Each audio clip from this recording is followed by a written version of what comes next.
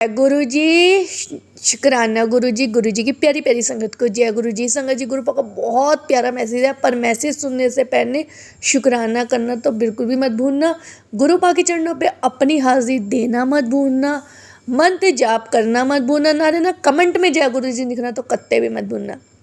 संगत जी, मैसेज सुनने से पहले मैं चाहूँगी फटाफट शुक्राना कर दे। संगत जी, एक संगत होती है, वो गुरुपा से बहुत प्यार करती है, बहुत ज़्यादा उन पर विश्वास करती है।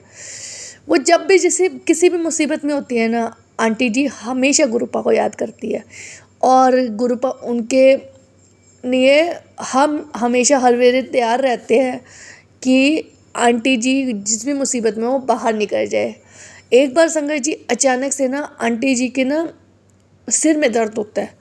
अब सर में दर्द होता है, वो बहुत ज़्यादा क्रोधित हो जाती है, गुस्सा आने लग जाता है, छोटी छोटी बातों में चिड़चिड़ी हो जाती है। और उस टाइम वो इतना चिड़चिड़ी हो जाती है, उन्हें ये नहीं पता होता कि वो किसको क्या कह रही है।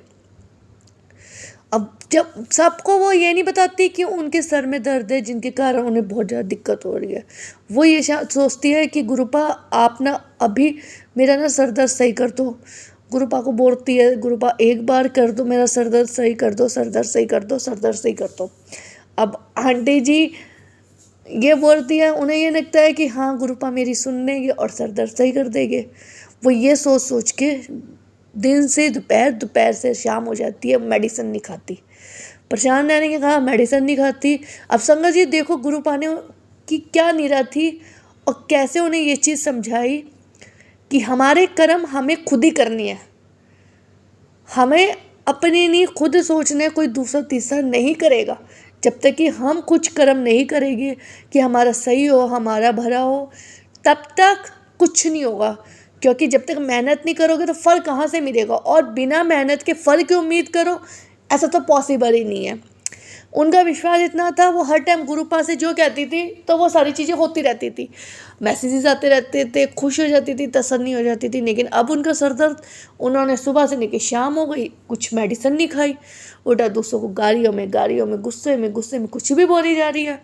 वो बोल रही है, उन्हें ये लग रहा है कि वो बोल रही है, पर वो ये नहीं सोच रही जो ये बातें बोल रही है दूसरे को कितना चुप रही होगी। फिर वो गुरुपा को कहती है, गुरुपा आज तो पूरा दिन हो गया, आपने मेरी मदद क्यों नहीं की। ये देख के परेशान कि गुरुपा ने शायद मेरा साथ छोड़ दिया। आंटी जी थोड़े टाइम बाद ना आंखें बंद करती है, फिर वो ध्यान में लग जाती है कि गुरुपा आप मेरी मदद करो, मेरा सर दर्द सही करो। तो मैसेज आता है उन्हें उसी टाइम। ये आंटी जी ने सत्संग बता रखा है संगत जी, और इन आंटी जी से मैं मिल रखी हूँ। मैसेज आता है उन्हें टाइम, तेरे कर्म का फल तुझे खुद ही मिलेगा, पर तुझे कर्म अच्छे करने होंगे। फिर उन्हें वो होता है कि भाई दवाई तो मैंने खाई नहीं, डॉक्टर को तो मैंने दिखाया नहीं, तो क्या मेरा अपने आप सर दर्द सही हो सकता है। वो ये सोचती थी कि संगत जी गुरुपा उन्हें किसी न किसी तरीके से हर मुश्किल से निकाल देते थे। क्यों? क्योंकि उनका भरोसा गुरुपा में था। लेकिन क्या बिना मेहनत के, बिना डॉक्टर को दिखाए हुए उनका सर दर्द सही हो सकता था? फिर आंटी जी अपने आप ही मुस्कुराने लग गई। आंटी जी ने बताया, फिर वो शाम को डॉक्टर के पास गई।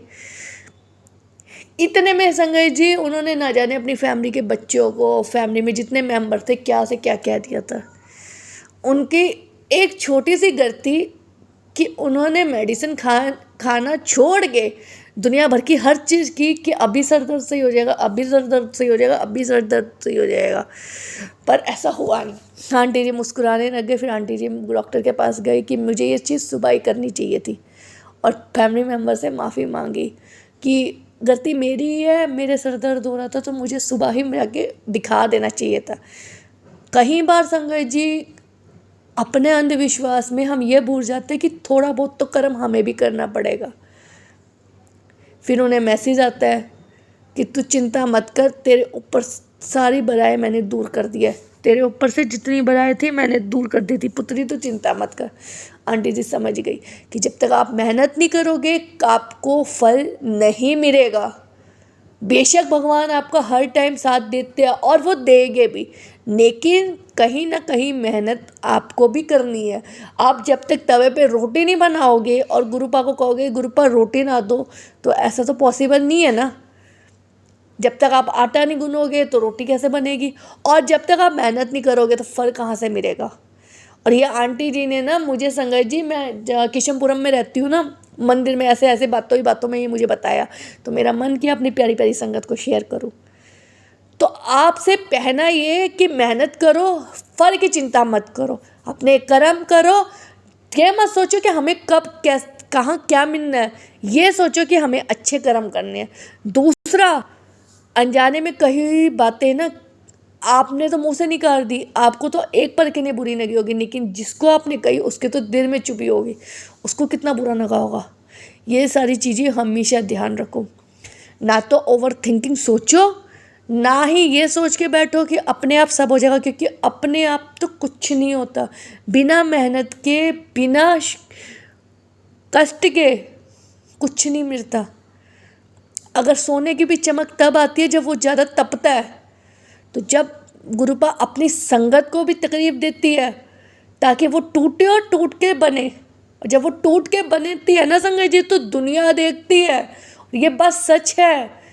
आंटी जी के साथ जो हुआ ये घटना झूठी नहीं है, और ऐसा होता है। ऐसे बहुत से सत्संग हैं जो हमारे साथ दिन में होते होंगे, हम ध्यान नहीं दे पाते, पर ऐसा होता है। तो अब जो आंटी जी का सत्संग था, बहुत आंटी जी का उसके बाद हुआ कि उनकी गलती कि उन्होंने भरोसा छोड़ दिया भगवान पे, खुद मेहनत नहीं की और दूसरों को उल्टा सीधा कह दिया। लेकिन सबक कि बिना मेहनत के कभी रिजल्ट नहीं मिलता। तो आप फटाफट शुक्राना करो, तो कमेंट में जय गुरु जी लिखो, क्योंकि पता नहीं किसका शुक्राना, किसका जय गुरु जी के साथ सच्चे दिल से लगा हो और गुरु जी उनकी अरदास पूरी कर दे। बाकी जय गुरु जी, शुक्राना गुरु जी की प्यारी प्यारी संगत को जय गुरु जी।